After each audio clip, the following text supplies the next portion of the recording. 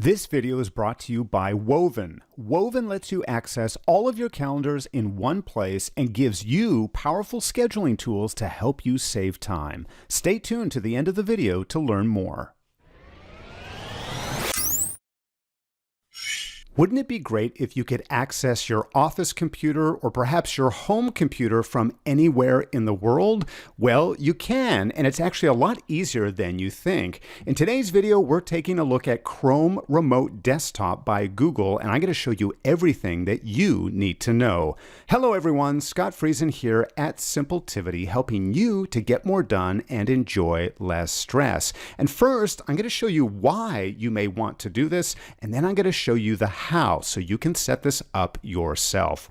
So here we are at remotedesktop.google.com, and I've already set this up with my home computer. That's why you see this desktop home. I'm actually on my laptop at the moment, but let's say that there's a particular file that I want to get to, or maybe there's an actual application that I don't have installed on my laptop, and I need to use it for just a few minutes. All I need to do once you are set up is to click on this, and what's going to happen is it's going to reach out to that computer. Now you get to create your own custom security PIN, so only you can have access to this. And now in just a few seconds, here I am within my home computer. Now on the right-hand side, you can see that there's this little blue arrow. This is going to be very helpful because if we put this into full screen, it's just a little more comfortable to see here. But this is actually the desktop of my home computer. And let's say that there's a particular photo, maybe an image that I didn't upload to Google Photos or Dropbox or the cloud in some way. I can only access it here. Maybe it's this one here, this picture of a very old Scott. So all I need to do is if I come over here back and expand this little menu, I'm going to scroll down, and file transfer I think is probably one of the most helpful features when you are remoting into another computer. So in this case, I want to download that file. I'm going to select download the file. We're going to get a pretty standard dialog menu here. I'm going to select that particular photo. I'm going to hit open.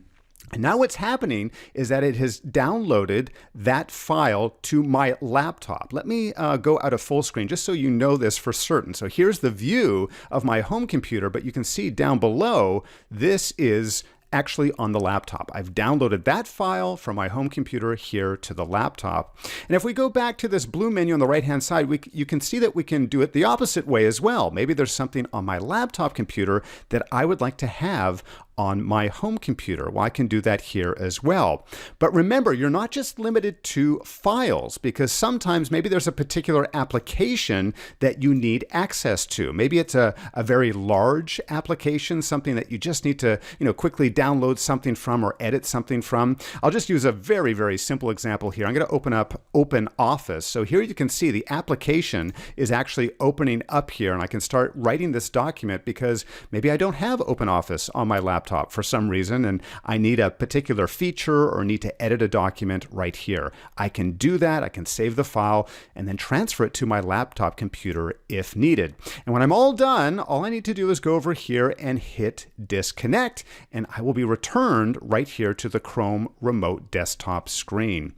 So let's take a look at the second step here so that you can set this up for yourself. I'm just going to go out of the full screen view here for a second. Where you're going to want to go is remotedesktop.google.com. And that's going to bring you to a screen like this, or you can just type in Chrome Remote Desktop, and this will be your first search results.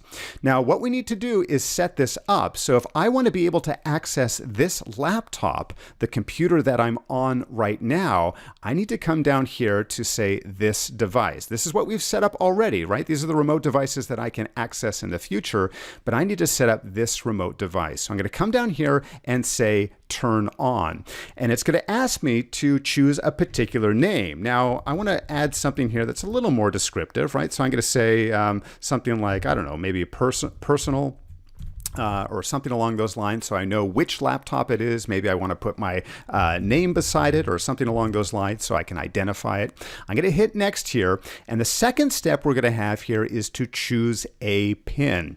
Now, it suggests that we choose a pin that's at least 6 numbers in length. It does have to be numerical. Of course, the longer you create it, the more secure it's going to be. So let me just type in one here. It's going to ask us to re-enter it one more time. And by default, this is usually checked. I'm going to uncheck it, and you can choose what is best for you. If you don't want to send information back to Google, you can uncheck this box. And I'm going to hit start.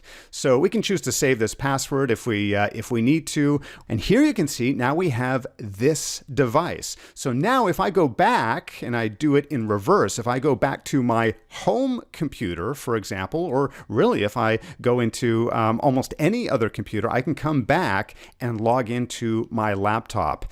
Now, the one thing to keep in mind is that the computer that you are trying to access must be on and online. It cannot be shut down or off. We are not able to turn a computer on remotely. It already has to be on, and it probably goes without saying that it's already connected to the internet. So here you can see that this home computer and the one I'm currently on are both online, so I can go ahead and access it. Now, one other feature that you may find helpful is remote support. If you click on this option here, you can actually let someone else access this computer and generate a one-time access code. So this can be great in a support situation or give support. If you happen to provide some type of tech consulting, you can use this also to remote access another computer. Now, if you'd like to access all of your calendars in one place, I recommend that you check out Woven. Woven allows you to bring in all of your Google and Microsoft calendars into a single view. They also allow you to create custom tags so you can keep track of everything that you're doing in a given week. I especially like their template feature, so I don't have to type out the same thing again and again. It also comes in with some very powerful scheduling tools, so you don't have to use third-party apps. If you'd like to check out Woven for yourself, go to woven.com or see the link in the description below.